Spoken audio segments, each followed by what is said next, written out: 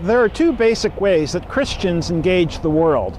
On one hand, theologically conservative Christians tend to isolate themselves from the secular world.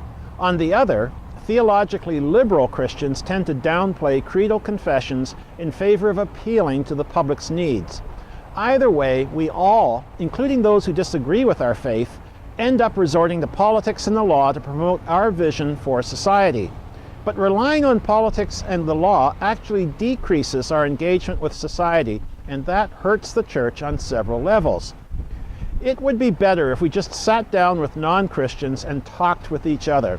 After all, we all live in a common shared space. We all share the planet and have to learn to live together because we will cross paths in the common space of daily living. That's what engagement is all about, coming together to talk. In pursuit of our mission to make disciples of all nations, we must engage with those who don't share our faith for two reasons.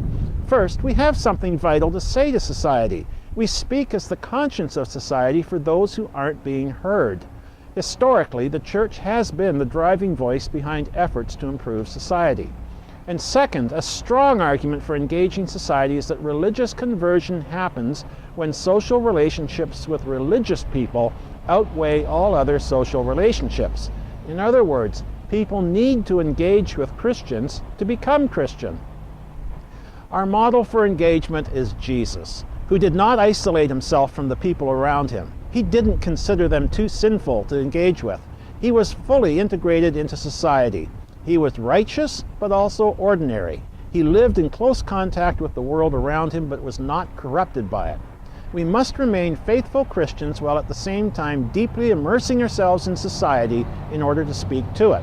Our role models for living like this while in exile are Joseph in Egypt, Daniel in Babylon, and Esther in Persia. Here are some practical ways in which we can engage our world today.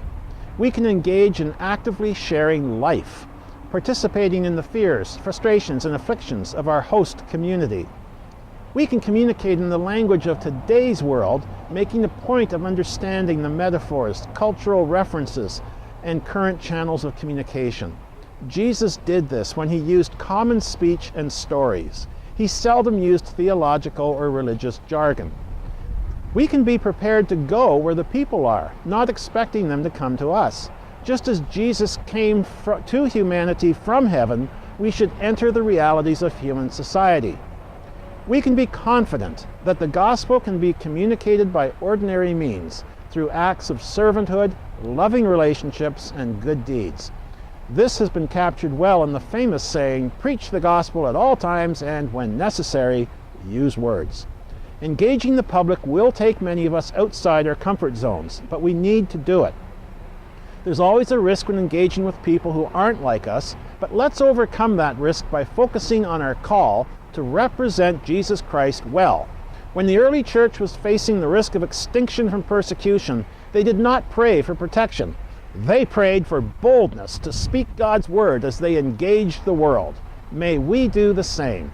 God bless.